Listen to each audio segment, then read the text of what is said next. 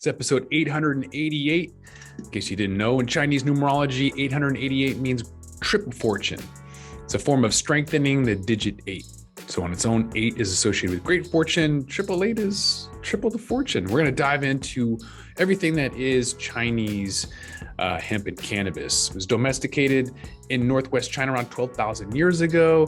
And now China's trying to cash in on the cannabis boom. But CBD, as it spreads its way into Hong Kong, they're still resisting. And so we're going to look at the crackdown on CBD, what that means for the industry.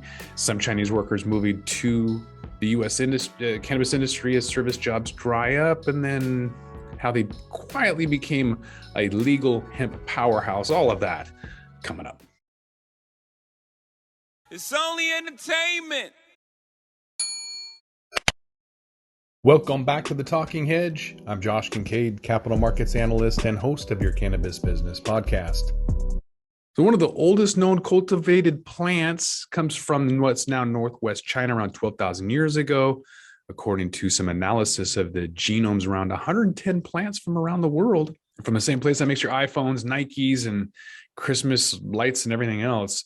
I want to grow your cannabis. There's 2 of China's 34 regions quietly leading this cultivating boom, trying to make some as much CBD as possible, to include in the beauty craze, which they ended up kind of not allowing temporarily. So big boom, short bust. We'll see how that pans out. They're doing this with cannabidiol or CBD, so it hasn't been authorized for consumption in China. But it has huge potential. They're seeing that. And so there's a lot of people that are putting into bath bombs and treatments for insomnia, acne, even diabetes and multiple sclerosis. So they're kind of seeing this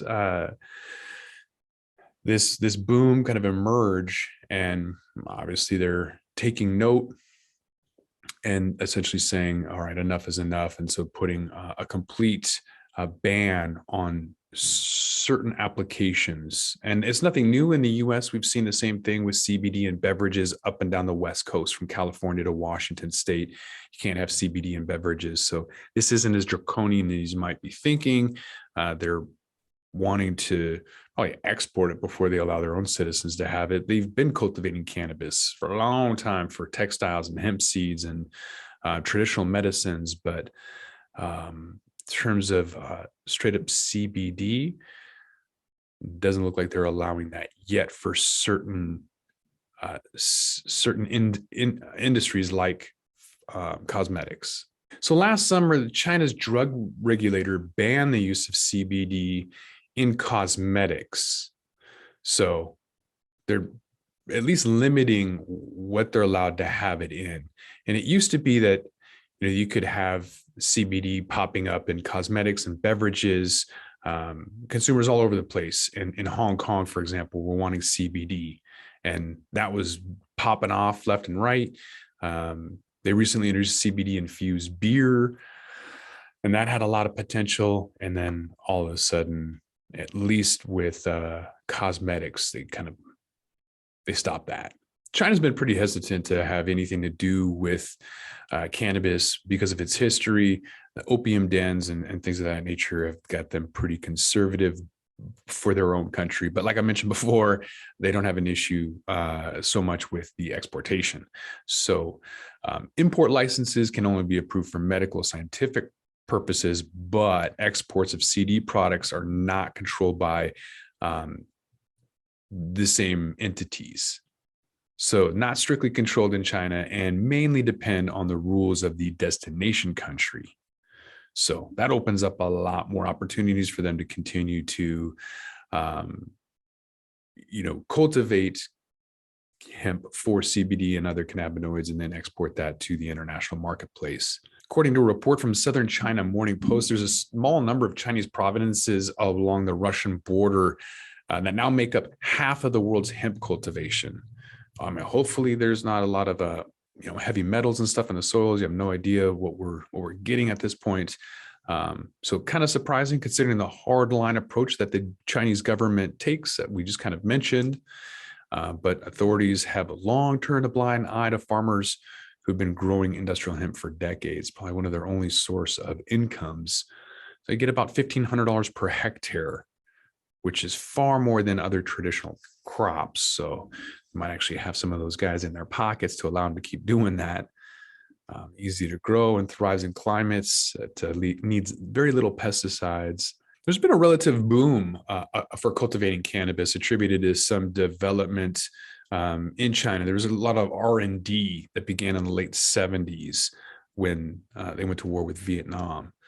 So some of them were interested in the potential for hemp as a breathable antimicrobial fabric for military uniforms and potential medical benefits. China also has more than 600 cannabis patents in the world. And so there's no surprise that some of their citizens are out there across the globe working. Not a lot of people in the U.S. are interested in agricultural work. And so it, falls on the hands of, laborers to pick up that slack. And so Chinese workers are no different.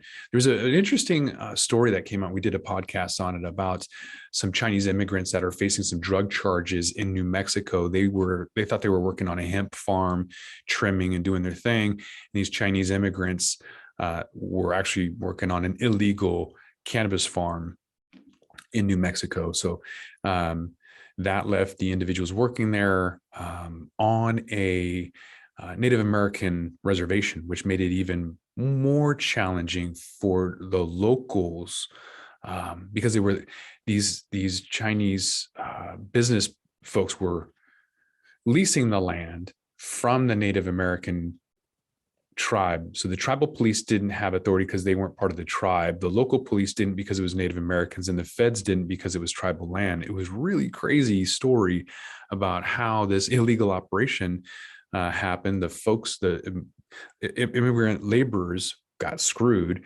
and then the operators just picked up and went to another illegal market, started the same thing all over again. So kind of an interesting little issue there, but to the point where there's a lot of workers getting nailed in raids across from LA to Chicago and everywhere. And all they're doing is responding to agricultural work, not really understanding the difference between hemp and cannabis. So kind of creating a situation that's ripe for exploitation of workers by recruiters, employers. So really unfortunate. And they're not. So one person says, how are they going to put food on the table for their family? I mean, they don't really know what, they don't know what they're doing is wrong. Maybe not necessarily wrong, but not legal either. Regardless, though, cannabis in Western medicine is becoming accepted in China. Predominance of Chinese patents suggests that the pharmaceutical sciences are evolving quickly in China, outpacing Western capabilities. And so China is going to be poised to take advantage of a growing trend. I think the writing's on the wall that Westernized Chinese traditional medicine is coming to a dispensary near you. With that, we're going to roll this one up. I'm Josh Kincaid. This is The Talking Hedge. Don't forget to like, share, and subscribe, or don't, and I'm out. Don't forget to smash that like button on your way out and check out these other videos that we've got.